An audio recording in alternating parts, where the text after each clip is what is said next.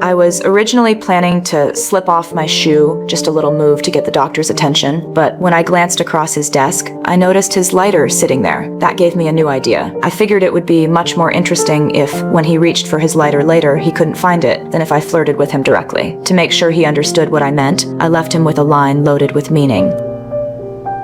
爱情有趣吗？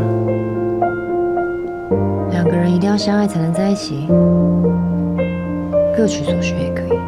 For the money, I agreed to have a baby for a wealthy businessman in his 50s. He became completely obsessed with me. One time, he got so emotionally worked up that it triggered a heart attack, and he had to be rushed to the hospital in the middle of the night. A heart stent was the only thing that saved his life. Even after all that, I didn't feel guilty at all. After he was discharged from the hospital, instead of distancing himself from me, he showed up with expensive gifts. His ex-wife and children had already passed away, and surviving that close call made him see life differently. He made me a serious proposal. If I agreed to have his child, we'd get married immediately, and everything he owned would become mine. To everyone else, I probably already looked like a woman who would never have to worry about money again. Little by little, the fortune he had spent half his life building was ending up in my hands, but insomnia had been tormenting me for a long time. Running late at night became the only way I could catch my breath. One night, as I passed a street corner, I saw a man feeding stray cats. I deliberately slowed down and took off my jacket right in front of him, just to see how he'd react. But he simply kept smoking, glanced at me once, and never looked again. It was that indifference that made me want his attention even more. By all accounts, I had no reason to worry about money. Still, there was one habit I could never break, one I kept hidden from everyone. Whenever I felt overwhelmed, I'd walk into a convenience store and steal something. That day, I pretended to browse a book on the shelf, only to realize the man on the cover was the same one I'd seen the night before.